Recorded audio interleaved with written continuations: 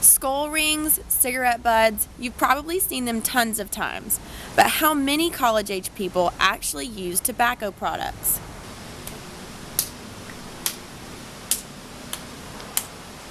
Hey, you want a pinch? Sure do. Recent research tells us approximately 1/3 of college-age students report using tobacco products. What's even scarier is nearly half of all college students admitted to using a tobacco product in the past year.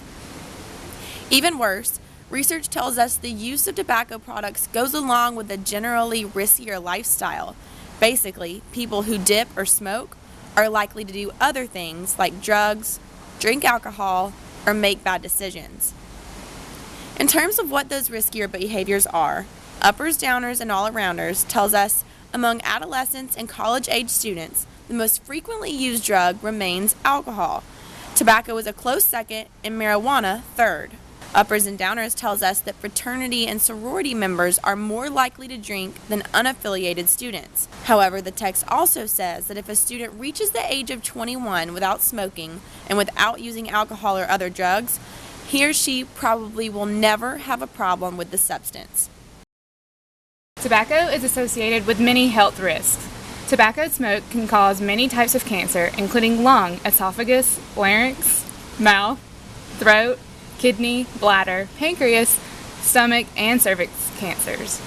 There are several heart and blood vessel problems that can occur due to smoking or smokeless tobacco.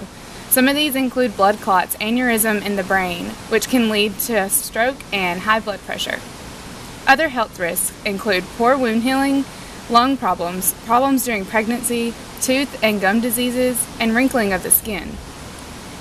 People who are exposed to secondhand smoke are also at risk of tobacco-related health risks, such as secondhand smoke asthma, respiratory and ear infections, lung damage, and sudden infant death syndrome, also known as SIDS. I had to get away from the smoke real quick because I felt like if I didn't, I would stop breathing for a minute. Uppers, downers, and all-arounders tells us that in 2011, about 60 million Americans aged 12 or older have smoked cigarettes in the past month. Due to laws that have taken effect in the 90s, 18 to 24-year-olds are the youngest consumers that tobacco companies can target, so college campuses are ideal. Bars are usually considered smoker-friendly, which combined with alcohol provides the ideal location to market their products.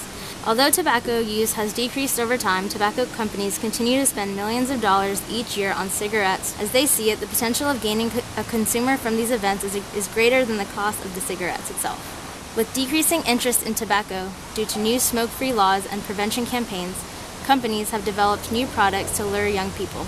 Chewing tobacco is a common smokeless approach to getting nicotine. However, the same textbook tells us that in 2006, new smokeless products were created, such as strips, orbs, and sticks.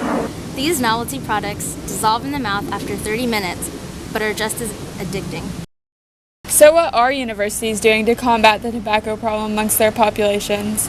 For the protection and health of their students and employees, many colleges have decided to go completely smoke-free. In fact, as of this January, there are over 1,100% smoke-free campuses in the U.S. The University of Georgia is 100% smoke-free and tobacco-free, and it has also prohibited the use of electronic cigarettes and similar products. The policy is relatively new and part of a campaign entitled Let's Clear the Air. The Let's Clear the Air program launched on October 1st, 2014. The policy also prohibits the advertising and/or sale of any tobacco products on campus. It applies to all students, faculty, staff, and visitors. Because of how new this policy is, how effective it is remains to be seen. Observation of areas around campus reveals evidence of continued smoking, such as the sight of cigarette butts discarded on the ground. When questioned, a known smoker and UGA resident stated that she felt that the rule would not and had not stopped her from smoking on campus. Though the policy may not stop everyone completely, it may at least force smokers to be more discreet, therefore reducing the amount of secondhand smoke breathed in by those on campus. And even if the campaign only succeeded in one less cigarette being lit on UGA property, the air would still be one cigarette cleaner. Compared to previous generations, today's lawmakers have constructed a strict environment for smokers to continue their habits. In fact, according to our textbook, Only 22% of Americans are regular smokers. The restrictions also provide a high limitation of exposure to secondhand smoke, eliminating smoking in restaurants and buildings. Yet even with all of these restrictions, smoking still happens daily, averaging 36.9 million smoked cigarettes on an average day. Nicotine, the crucial ingredient in tobacco, is the addictive substance found in cigarettes and other tobacco products. It creates a psychological dependence and affects the cardiovascular system. Nicotine is the main reason that people suffer so greatly with withdrawal symptoms, especially if they smoke a pack or two a day. They can cause headaches, severe irritability, depression, and obviously an intense craving for nicotine. But even with all of these symptoms, 9 out of 10 smokers say that they're unhappy with their smoking habits, and 80% want to quit altogether. Quitting can come in many different forms. They can include prescription drugs as well as over-the-counter products, such as skin patches, lozenges, nasal spray, inhalers, and gum.